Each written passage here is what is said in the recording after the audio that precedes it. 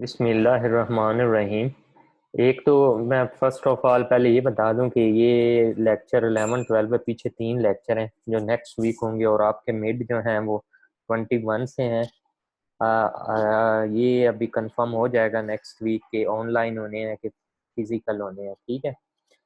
तो दूसरे नंबर पे ये है कि 15 के 15 लेक्चर मैंने अपलोड कर दिए हैं CMS पे, वहाँ से आप डाउनलोड कर सकते हैं, ठीक है। तो इस वीक कल या आज मैं एक तो दो असाइनमेंटें दूंगा जो आपने एक मंडे को सबमिट करनी है, एक जो है वो ट्यूसडे को करनी है, ठीक है, ये ऑनलाइन ही। और एक क्विज दूंगा जो मंडे को ही आपने, मुझे एक पहले हुआ हुआ है, एक सबमिट और करना है आपने। दो क्विज दो असाइनमेंट है जो सेशनल आपके 30 जो है फाइनलाइज करने हैं,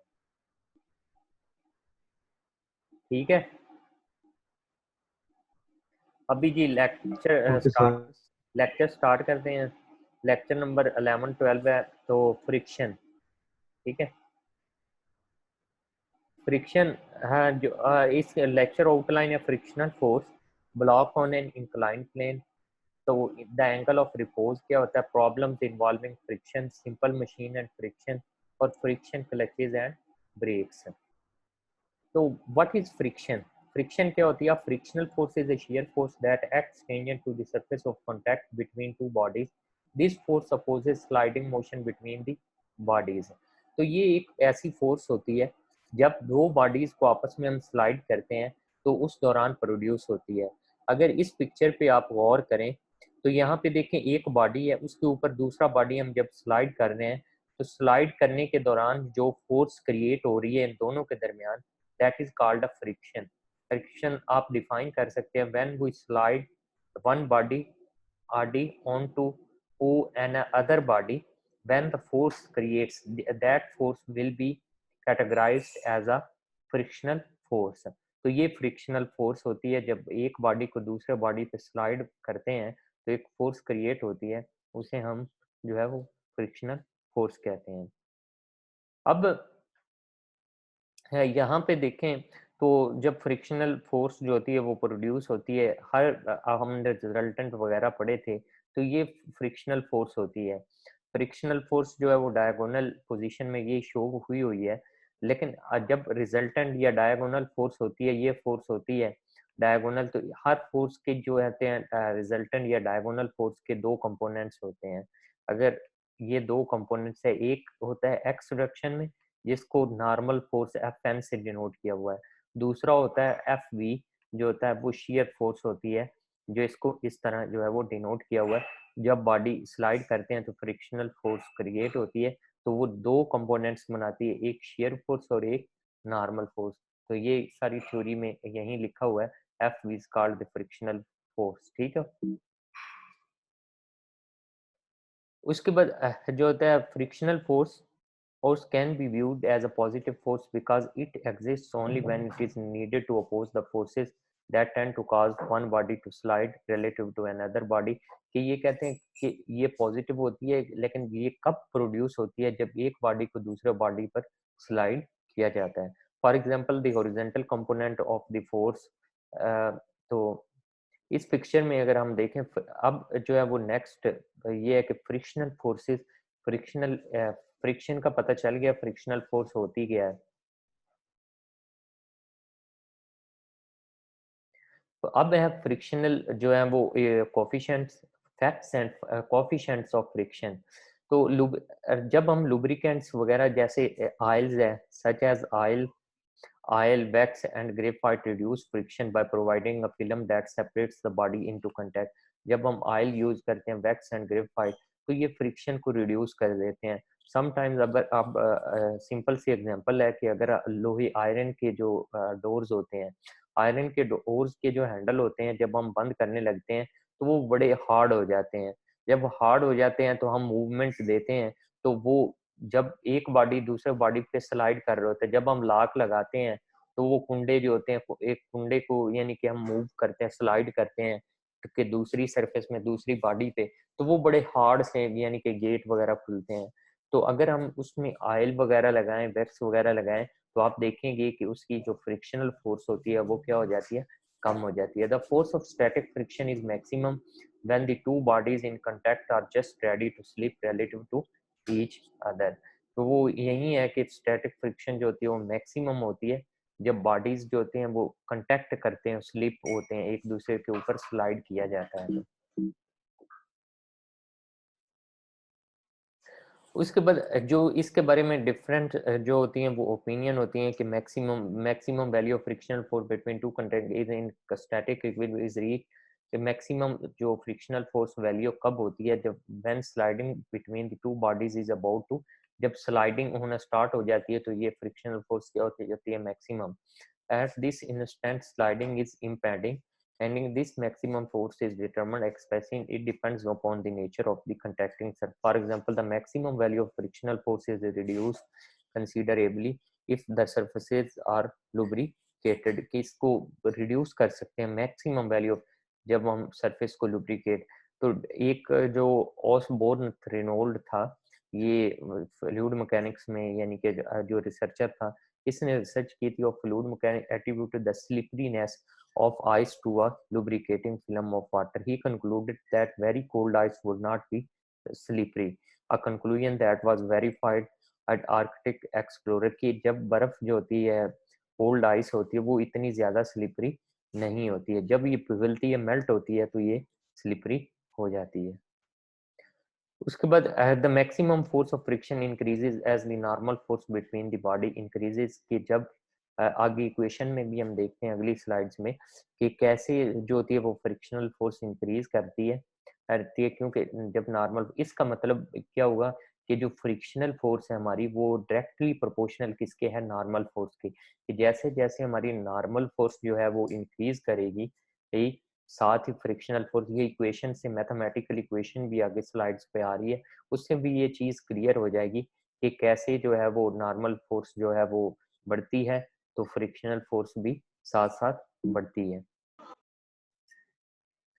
तो यहाँ पे जो है वो दिखाया भी गया है, इस पिक्चर में भी आप देख सकते हैं इन पिक्चर्स में। अब जो है वो फैक्ट्स हैं। अब यहाँ पे आते हैं फ्रिक्शनल फोर्स।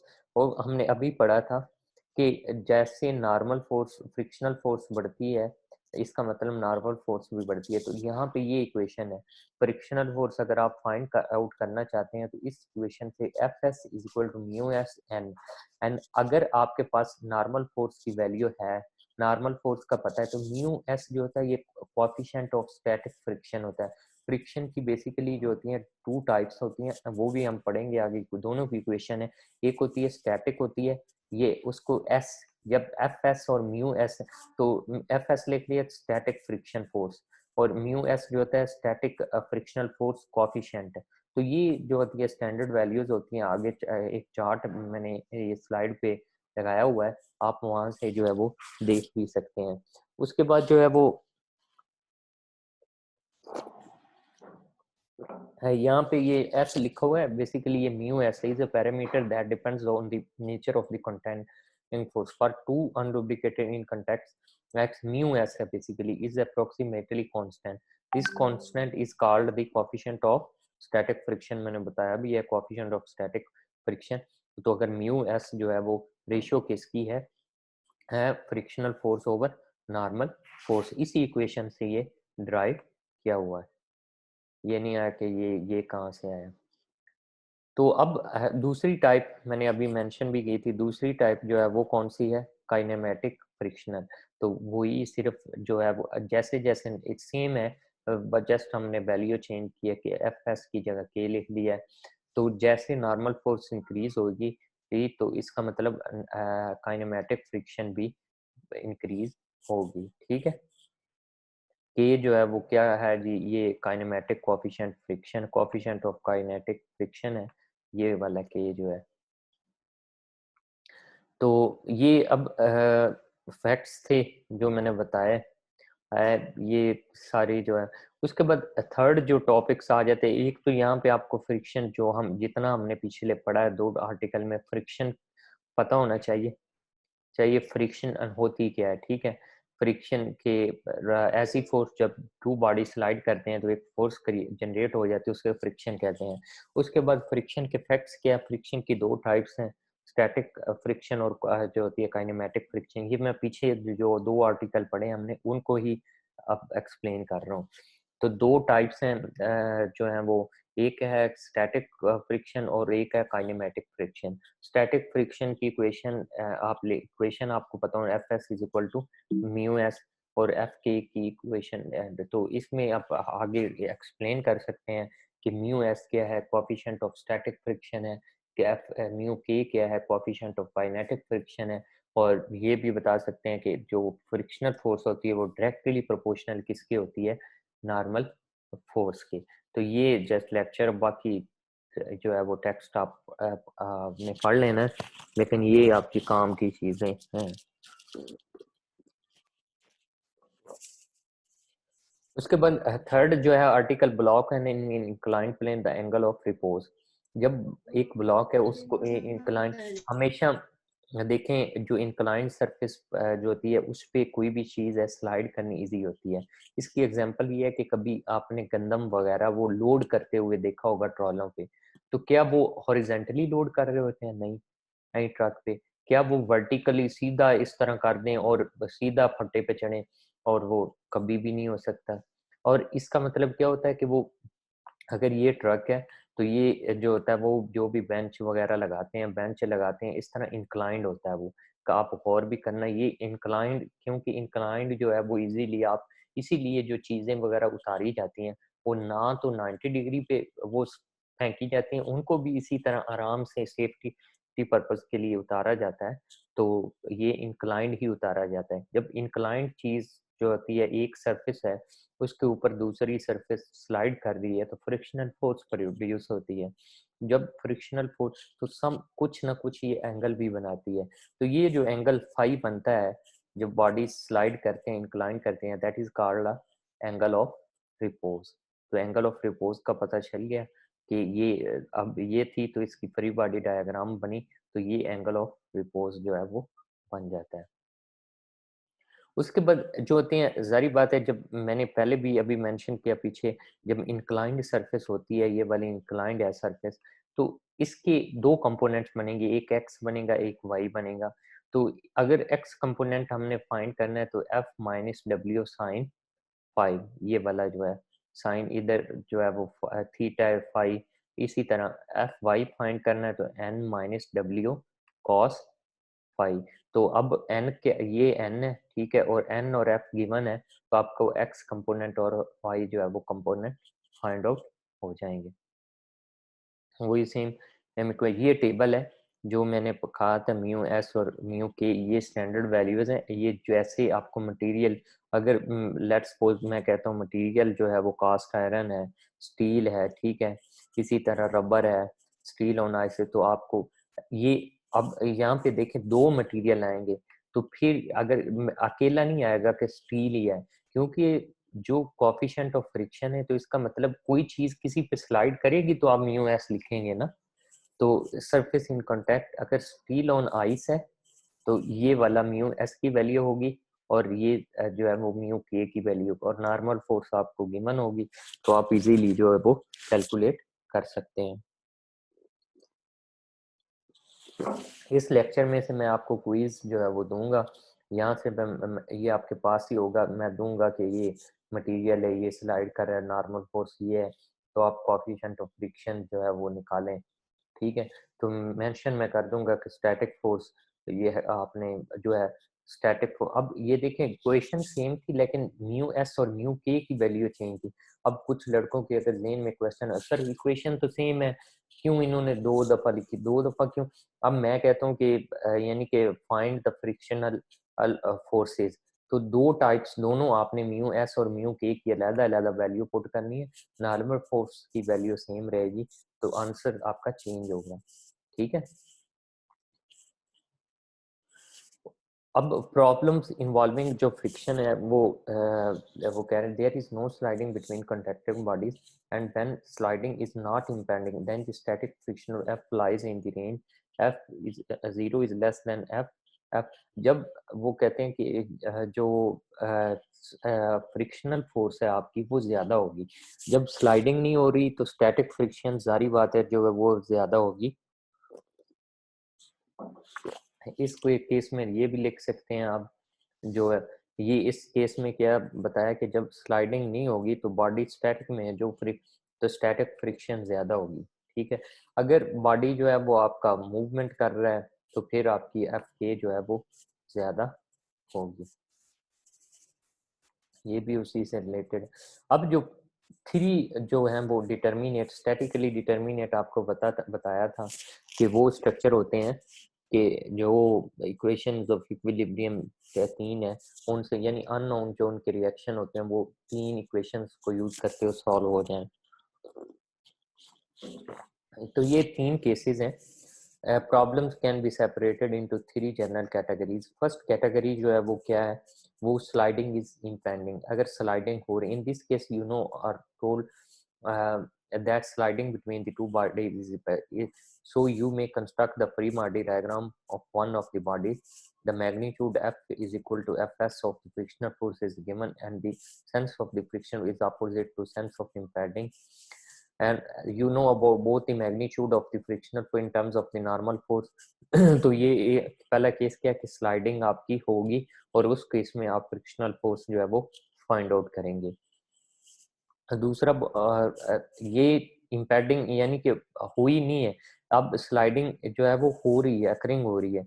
जब स्लाइडिंग स्टार्ट हो गई है, इम्पैडिंग यानी कि स्लाइडिंग जो है वो स्टार्ट होने लगी है, तो आपकी स्टैटिक फ्रिक्शन इक्वेशन जब स्लाइडिंग हो रही है तो आपकी जो है वो इक्वेशन क्या होगी, वो चेंज हो जाएगी। एफ के इज इक्वल टू म्यू के ओवर एन, ये वाली इक्वेशन जो है वो बन जाएगी। तो थर्ड केस में क्या है, थर्ड केस वो कहते हैं कि both the magnitude and the sense of the frictional force are unknown.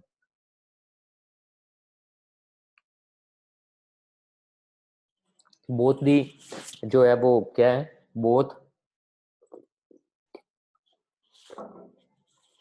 both the magnitude and the sense of the frictional force are unknown। कि ये इस केस में भी आपकी के सेंस ऑफ फ्रिक्शनल फोर्स जब देखें मैग्नीट्यूड आ गया, सेंस ऑफ फ्रिक्शनल फोर्स आ गई, तो इसका मतलब स्लाइडिंग मूवमेंट हो रही है, तो हम ये इक्वेशन जो है वो काइनेटिक इक्वेशन से, ये थर्ड केस थे प्रॉब्लम सॉल्विंग फ्रिक्शन, आपने चेक करने हैं कि sliding is impending, sliding start हुई है, स्लाइडिंग हैपनिंग हो रही है, बोथ मैग्नीट्यूड और वो सेंस जो है वो फाइंड है। तो ये चीज है। अब जो हमारा लास्ट टॉपिक है वो है simple machine and friction. Simple जो मशीन, सबसे पहले वेज, वेज होता क्या है बेसिकली, तो वेज जो है, wedge is use to raise or lower or road to separate two parts of the system. कि वेज जो होता है वो lower or raise or lower load. अब इसमें अभी मैंने एग्जांपल बताई थी कि अगर ट्रक पे गंदम वगैरह लोड करनी है तो ये वेज जो होता है बेसिकली जो इंक्लाइंड प्लेन सरफेस जो है वो प्रोड्यूस करता है या करता है। तो ये इंक्लाइंड प्लेन है ये वाला, तो इसके दो कंपोनेंट्स हैं, एक वर्टिकल जिसको हम नॉर्मल फोर्स कहते हैं, दूसरा जो है वो पी लोड जो है, यहाँ पे भी ये दिखाया हुआ है। उसके बाद होता है सिक्रियो वगैरह होते हैं, सिक्रियो और थ्रेड्स वगैरह होते हैं, जिसके behaves as an inclined plane wrapped into the form of a cylinder. तो ये सारे हैं। उसके बाद आ जाते हैं फ्रिक्शनल क्लचेज एंड जो होती हैं वो ब्रेक होती हैं, ब्रेक्स होती हैं। क्लच आपने सब को पता है, गाड़ियां वगैरह चलाते हैं, बाइक्स चलाते हैं, तो क्लच क्या होता है, clutch is used to transmit torque from device shaft to a driven shaft where the two shafts are collinear. Clutch is a mechanical device used to engage and disengage a machine from its driver while the driver is running. A familiar example is the automobile clutch. For light loads and low speed, yaw clutches are sometimes employed. These provide positively drive by means of interlocking teeth. तो ये आगे picture भी जो है वो दिखा देते हैं क्लचेस। ये बेसिकली तो ये होता है कि जब हम क्लच प्रेस करते हैं तो ये दोनों जो होती हैं वो प्लेट्स होती हैं वो एक नम आपस में क्लोज आती हैं, ठीक है। फिर जैसे जैसे हम ऐसा ऐसा रिमूव करते हैं तो वो ये स्पेस देती हैं बेसिकली। जब क्लच हम प्रेस करते हैं, ठीक है, तो ये एक स्पेस देती हैं, गियर को ये वो हम शिफ्ट कर लेते हैं तो फिर आहिस्ता आहिस्ता छोड़ते हैं। अब अगर ये क्लच वगैरह ना हम प्रेस करें तो गियर की जो शिफ्टिंग होती है वो बहुत डिफिकल्ट होती है।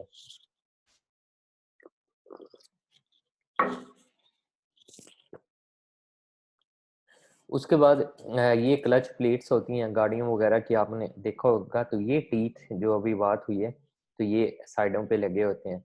तो ये जो सरफेस होती है क्लच प्लेट्स, ये जब हम क्लच प्रेस करते हैं तो ये एक स्पेस देते हैं गियर को, कि गियर जो होता है वो इजीली क्या हो जाता है, वो शिफ्ट हो जाता है।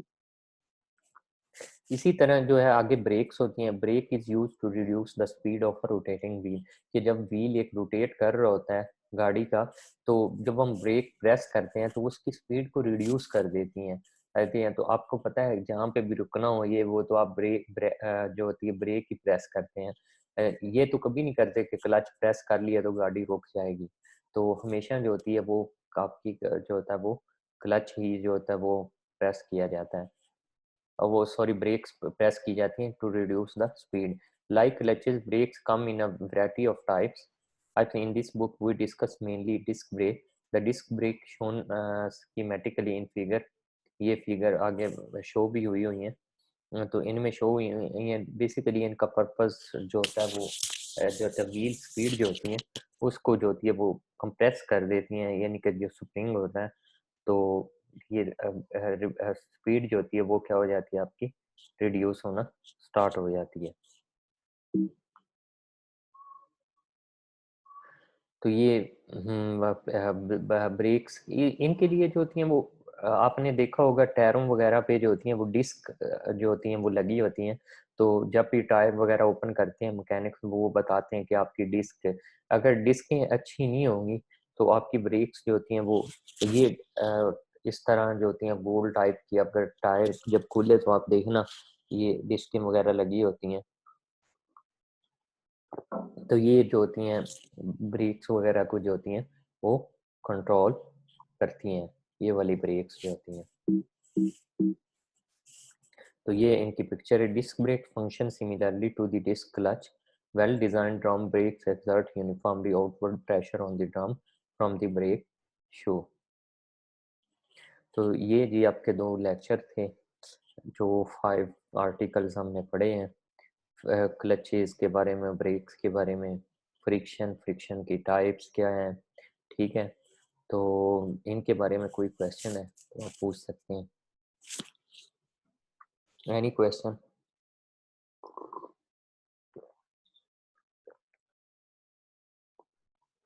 सर वो जो इक्वेशन थी समेशन एफ ऑफ एक्स और समेशन वाई ऑफ एक्स, वो दोबारा से समझा दें सर।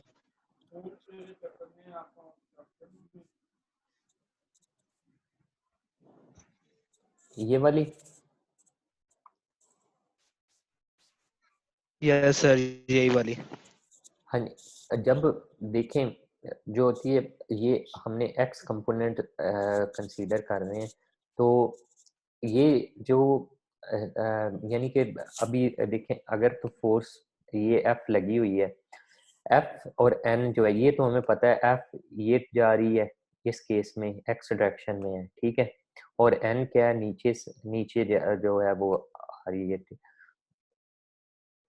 ऊपर की तरफ। इधर मैं अगर शो कर दूं एन और एफ, ठीक है, यानी एक तो ये चीज यहाँ से क्लियर हो जाती है कि एफ जो है कैपिटल ये एक्स डायरेक्शन में है, और जो एन कैपिटल है वो किस में है, आपका हमारा वाई डायरेक्शन में है।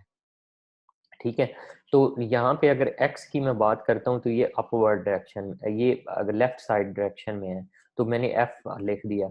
अब दूसरा रह गया डब्ल्यू। डब्ल्यू जो है वो इंक्लाइंड है, इसके दो कंपोनेंट्स बनेंगे, ठीक है।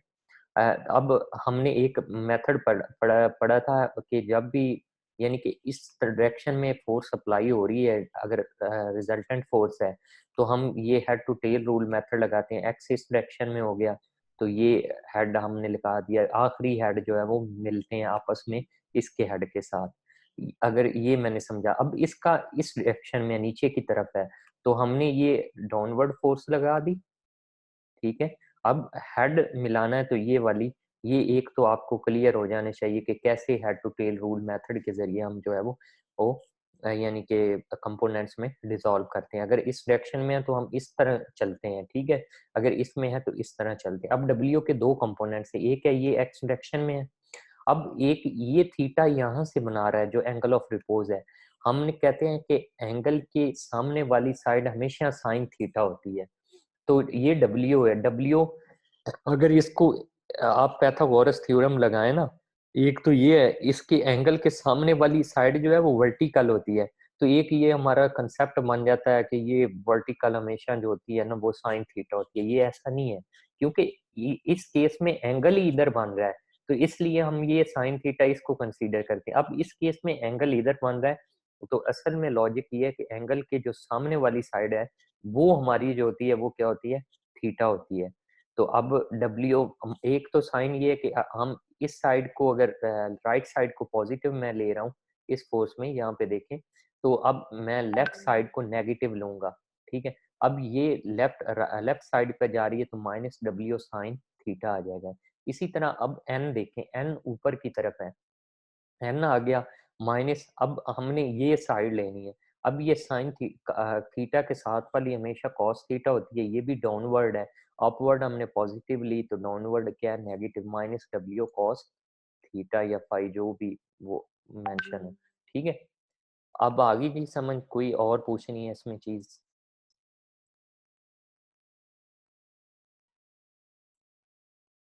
हेलो, जिसने क्वेश्चन पूछा था समझ आ गई कि नहीं? यस सर आ गई। चलें, और कोई क्वेश्चन किसी का?